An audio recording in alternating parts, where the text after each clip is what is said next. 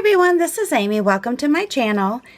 Today I'm going to show you how I do just a real simple design using two Amagic flat brushes, and I do put the links down below.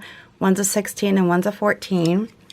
A clay ball maker and a fine liner by Winstonia. And I'm actually just using 4 paints today. They're all FolkArt paints, combination of multi-surface and enamels. I'm using yellow ochre. What did I do with them? Fresh foliage, and violet pansy. Alright, so let's go ahead and get started. The first thing I'm going to do is dip my clay ball maker, the big end of it, because I want the centers to be relatively large. And I know my space is not as great as what I used on my paper, but we'll see what we can get here. And it's just, again, a sample to give you some ideas of some easy designs. And you know, when you're looking at the videos, you can either do what I'm doing or just combine some of the ideas, sit down with your brush and see how it goes. Alright, so I'm going to dip my 16 into the violet pansy. I'm not double loading it with another color. And then what I want to do is pull in from the center and pull paint from the center out. Again, very simple. And you can just, keep adding to your purple as you go.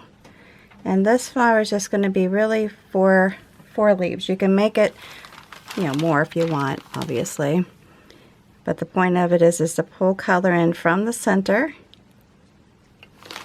and continue to paint. Add paint as you need it.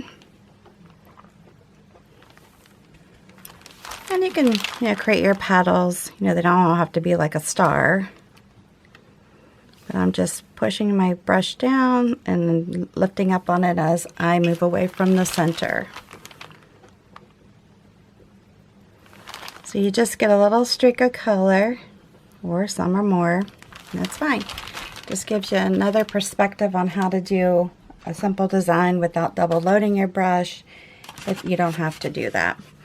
Alright, so then the next thing I'm going to do is take my number 14, put it into the thicket, and then I'm just going to come over into the fresh foliage a little bit, not a lot, and basically do a very similar stroke, pulling leaves from just kind of in between the petals, and they can overlap, not a problem. And I think on this one I am just going to keep it relatively simple and then just pull in a leaf just from the center of these open spots around. Now you could actually just leave it like this too if you didn't want to hook them together. They don't have to be hooked together. You can just do flowers and leaves, flowers, whatever you want to do. That's kind of fun too if you just want to do that and go around it like that. And then I am going to take my fine liner, stick it into the thicket, stick it into the fresh foliage, and then come through and do some lines. And I can, like I said, I can hook these together like they're all on one stem.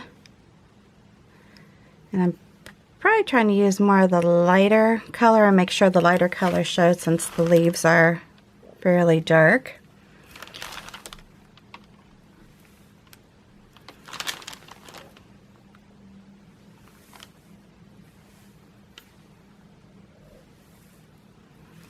And then what I would do, because I always forget to talk about baking, and of course clean your glass well before you paint on it just to make sure you have good adherence.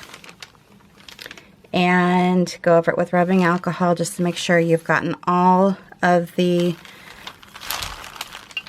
any kind of dust, residue, oil from your hands, that kind of thing, off of the glass. And then once you're done painting, allow it to dry for about an hour. Then put it into a cold oven. Turn your oven on to 350 degrees. Add your bake time, your preheat time I should say, to your bake time, and then go from there. My preheat time in my oven is about 20 minutes, so I bake it totally about 50 minutes. Then you turn it off and then just let it cool for a couple hours and pull the item out once it's cool. Main thing with glass painting is you don't want there to be a very quick major difference in temperature change to the glass, because that's what causes it to break. Alright, so you could leave it like this, or as I do on many of my designs, I'll go through, let me just go through here and put in a stem. And I like to just make it look like it's kind of wavy. You can make it thicker to go back over it. You can use a bigger brush. That's up to you.